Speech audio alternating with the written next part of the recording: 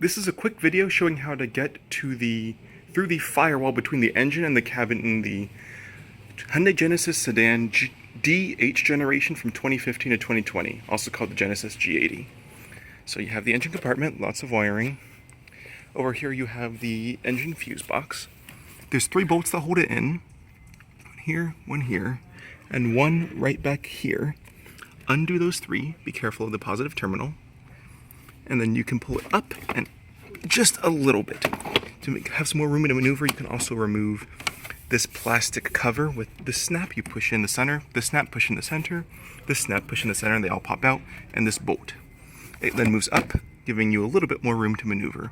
So you can pick this up and over, and you can reach under.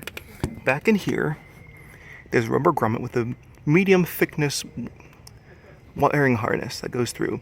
That is a pass-through to the cabin. Over in the passenger compartment, you will want to remove the cover from the passenger footwell. This is the cover. You have 3 snaps. You just push in on each of them, or pull towards you.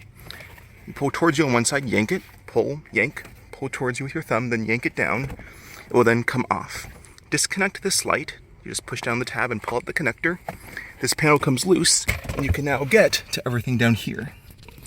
That wiring harness, that grommet, is right there, up in the very top corner.